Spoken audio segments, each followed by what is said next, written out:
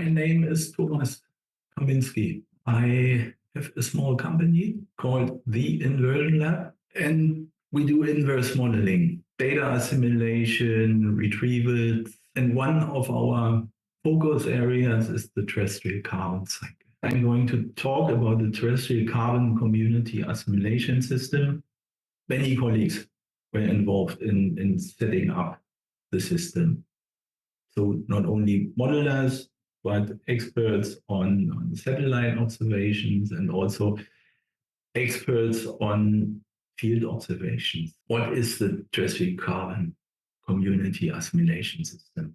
It's built around the newly developed DNB, terrestrial biosphere model. You can see a schematic illustration on the right, and it builds on components from established models, newly implemented. And on these photos, you see the fathers of these models. On the left is Matt Williams, and on the right, Wolfgang Knorr. Matt is the father of the carbon balance modules in DNB, and Wolfgang of the water cycle modeling and the canopy model. In dark blue, you can see the driving data that go into the model. Why did we bother to set up yet another terrestrial biosphere model? Here we have a very specific focus, which is on the combination of a diverse array of observational data streams with this newly developed model into a consistent picture of the terrestrial carbon, water, and energy cycles. This model is designed for assimilation of primarily EO data, and all the development is funded through the carbon cluster of the European Space Agency. Then we are going to look into the observation operators that link the core of the model to the observations we want to assimilate or compare with. We look a little bit into validation, then into the assimilation system around the model. We look at an assimilation experiment at site level, and also see how we can analyze the information content in the observed data streams. Then I show an assimilation experiment at global scale. Then we are planning a training activity. I have a slide on that. And then there's a final slide with further information. The development and testing happened at site and regional scales within the land surface carbon constellation study. And the activity relied on a comprehensive database of satellite and field data. Over two sites, you see them here, these pins here at the Bajadas and the Dangila, and then we tested the model at the regions around these sites. So what does TCCAS offer? It will be an open source community system, observation operators for optical, as well as active and passive microwave observations. It's designed such that it can assimilate the observations on their footprints to enable computationally efficient variational assimilation. It comes with tangent and adjoint codes, so that these provide derivatives. The code is set up in a modular way. It's computationally efficient, tested on point and regional scales. There's an experienced developer team behind it. It's documented.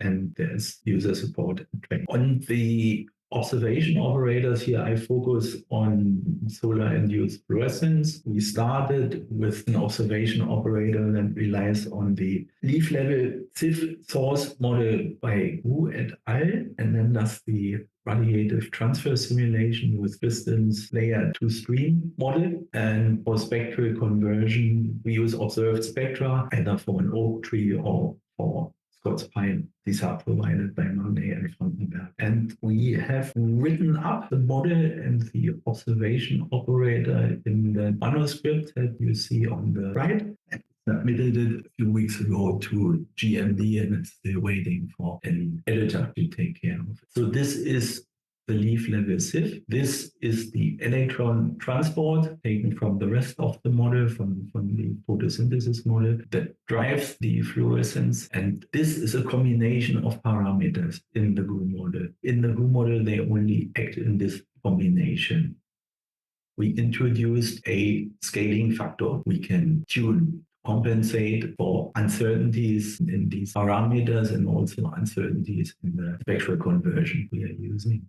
And very recently, we have implemented 2 alternative leaf level source models. And I show one simulation for each data. One model according to Van et al. And one according to Lee et al.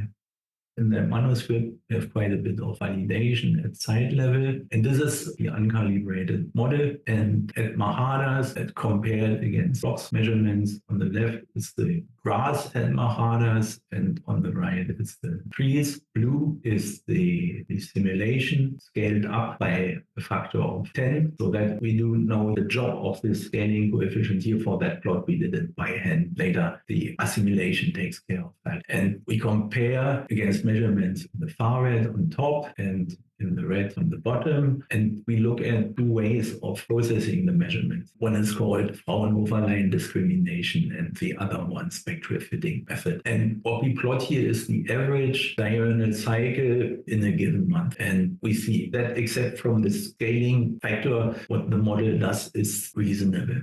We didn't massage measurements, so we think this is just due to large sun-synod angles under which the measurements do not work well anymore. So this is the calibrated model, and this is simulated woody biomass, and this is where the Mahadas site is. So it's a small region around Mahadas site, and this is simulated ZIF at the Propomi frequency. So before we generated these plots, so there's 2 types of input data. One is the meteorological driving data. You remember the dark blue boxes I have shown you on the graph. And we use them here at water-degree resolution. So we have 9 of these grid cells. And then we use high-resolution land cover map and derive the distribution of plant functional types from that. So it's Copernicus land. And this is the primary PFT, and this is the second PFT at 100-meter resolution. And then we run the model forward for every PFT that is represented within a given grid cell of our climate forcing and report the results. And then we compose according to the PFT mix at the resolution of the land cover map for the previous plot, or we accumulate over the intersection of a footprint. This is a SMOS footprint here with the climate forcing grid. It is 42 kilometers, so this is quite large. Here, if we go to Propomi, it gets smaller. So here's only 4 grid cells of the climate forcing grid. And this is to show you that the footprint of Propomi can vary a lot. So using that strategy, we can then produce this type of high-resolution plot from the model output and compare it with Propomi observations. Then we will then aggregate here again. So the data assimilation, how does it work? Here's the schematic diagram. What we do is we assimilate all data in one long assimilation window because we need to constrain processes which are quite slow and we want to conserve mass. Technically, we minimize a cost function that is the sum of cost function contributions that quantify the misfit to each of the data streams we use for assimilation. And the cost function depends on a set of process parameters in the core model and in the observation operators. Then we minimize using the gradient of the cost function. This is when the adjoint of ENP comes in. Then minimization iteratively finds its way into the minimum of that cost function. How does that work at site level? We use the combination of data streams indicated here. We do a spin up for 2 years. And from year 3, we assimilate data. So in total, it's a 7-year run with the 5-year assimilation window. And for us in the model, Mahadas is C3 grass and temperate evergreen grass. So this is how we choose our PFT representation. It's a quite recent result, and we are not so happy yet with the observation operator for the active microwave measurements, so we left them out here. This is a typical ensemble of results from such a run. I only show the time series over the assimilation window here, and for Propomi, it starts a bit later. And for the other data streams, green is observed, red is prior, and blue is posterior. These are the 4 data streams we assimilated and 2 data sets we used for validation. And not surprisingly, everything has moved towards the observations. quite recently, we have worked on the observation operator for the LVOD, and it improved the behavior of the assimilation system quite a bit. And I also want to note that here we use the Scots-Pine spectra for spectral conversion. That's not surprising, but the nice thing is that we also move towards independent observations. So that's the NEP observations from the eddy covariance. We are also lucky because with the combination of data sets we assimilate here, we cannot constrain, for example, the turnover time of the soil organic matter pool. And it's a big pool and it plays a big role in the net flux. We don't have that problem with GDP, but to know that GDP is not the actual measurement, it is simulated in the eddy covariance community from the NEP measurement. So essentially, we are not comparing to the raw measurement here. And this is now this new setup with the new observation operator for the passive microwave. And here, for the spectral conversion, we use the O spectra. And the parameters we calibrate in the stiff models, left is Van Noy, right is Lee. It's only a scaling factor. So none of the internal parameters here. You can see that already. Red is the prior simulation, blue is the posterior simulation. We did not only scale it up and down, but also the underlying phenology has changed. Here, that is again the easy bit. We move closer to the observations we assimilate. Here is GDP. We move closer here too for both models, and we only get closer for the Lee model. So this is the equation of the posterior parameter uncertainty. So what are the uncertainty ranges after assimilation that are consistent with the prior uncertainties in the parameters and the uncertainties in the data, which in that setup here is as a contribution from the measurement uncertainty and of what we think would be a reasonable estimate of the model error.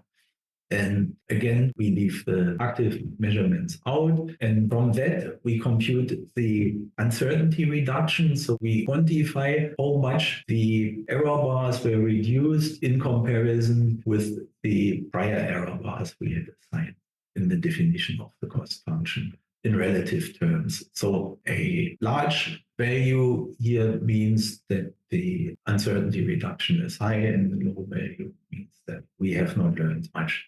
And we do 5 experiments, one with evergreen coniferous trees and understory, which you can't see because there's snow on the ground here.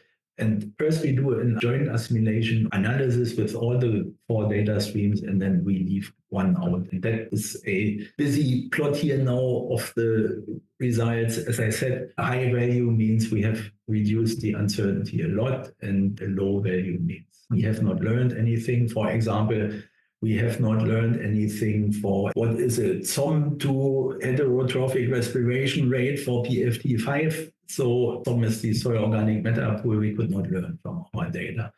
But these are the parameters in the core model. These are the initial conditions of the carbon pools. Here's for the trees, and here's for the understory. And these are the parameters in our observation operators. And the most obvious thing is that is the scaling coefficient in our GU model. Red is the setup with all 4 data streams, and blue is when we leave out SIF. Then when we leave out SIF, we do not learn anything about the scaling factor. It's clear. And the yellow one is when we leave out BOD observations, then we also cannot learn anything about the parameters in our BOD model. And we learn very little on the initial pool sizes, a little bit on the foliar pool. We would learn more if we had a smaller spin-up period. So if we really started close to the time when the simulation starts to use observations. And then here, these are phenology parameters. And I say it's only a demonstration. We need to look closer into this. So the green one is actually what happens when you leave out FA par, and that hurts most here in that experiment. Or here, that is maybe also remarkable. That's a parameter that scales the porosity in the soil. And we can only learn anything about that parameter if we have soil moisture. So the black one is without soil moisture, and then we have no information on that parameter.